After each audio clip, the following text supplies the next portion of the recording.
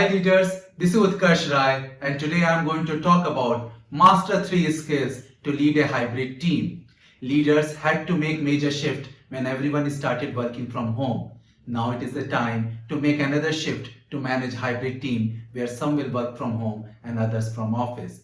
This hybrid model warrants superior leadership skills to manage off-office and in-office employees seamlessly and flexibility to adapt and experiment new approaches to accomplish the task. So watch my video until end where I am going to talk about 3 essential leadership skills required to manage a hybrid team. And if you have not already liked and subscribed to my channel, then please do it. First skill, remove off-office and in-office bias.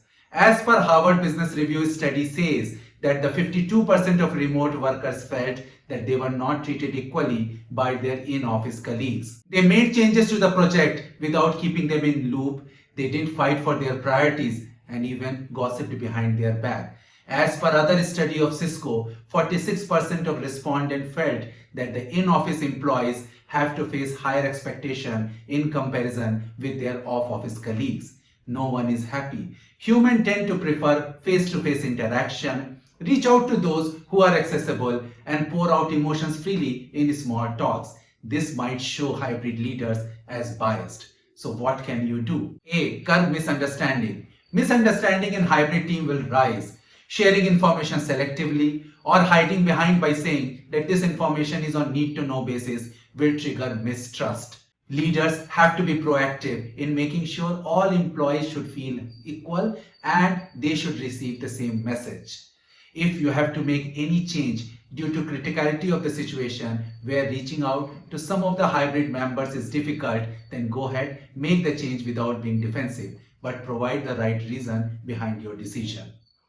B. Correct team dysfunctionality. Team dysfunctionality will reduce when every member is accountable, work distribution is fair, and leaders are fair in their dealings. What you expect, why are you doing things in a certain way, and how are you going to appraise your employees should be clear. In order to remove any perceived bias, trust them and empower them and track them as per pre-agreed check-in points. With such checks and balances, you are going to save time from management oversight and use that time to manage team dynamic. C. Glue them well. Autonomy might drive them to go into more detail, and at times they might miss the bigger picture, which will hurt the solution. You should pull them periodically, align them to the bigger picture.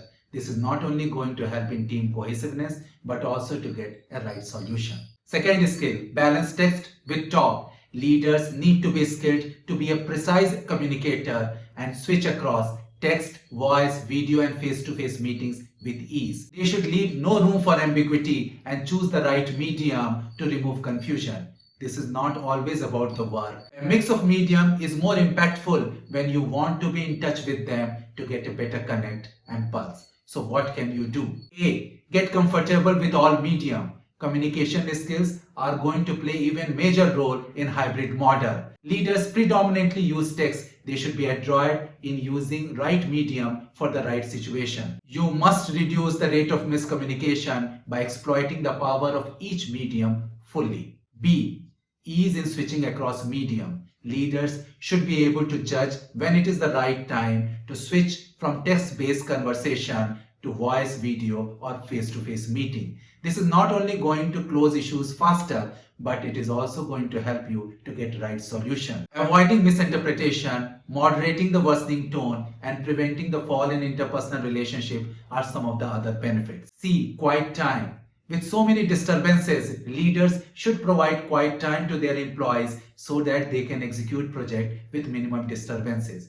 You should find out a common time slot for your team members so that they can work without disturbance. Third skill, prioritize EQ over IQ. Many people are dealing with personal losses, bad hospital experiences, and mental health challenges. Leaders should be cognizant about their background and they should use their high EQ to manage such dynamics.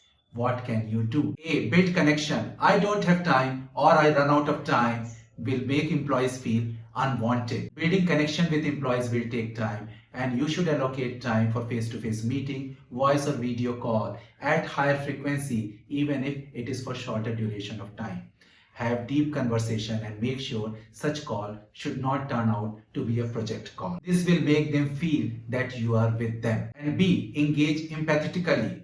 Listen to them attentively even if they are remote. Sometimes what they say is not what they mean. You need to read their subtext. This will help in engaging them better. And once they feel you are showing empathy towards them, they are going to be more open, and this will help in better bonding. See, be visible to whole team. Sitting behind laptop is not going to help you. You should take time to walk around the office and have small talks with your employee, which will go a long way. For those who are remote, you should engage in voice or video call. Such additional efforts might be a burden for you, but it is going to provide you a lot of mental peace, and also you will catch some early warning signals to act on time. So leaders, you have seen 3 skills are essential to lead a hybrid team, and how can you master it. I hope you like this video. Do like, share and subscribe to my channel. Thank you.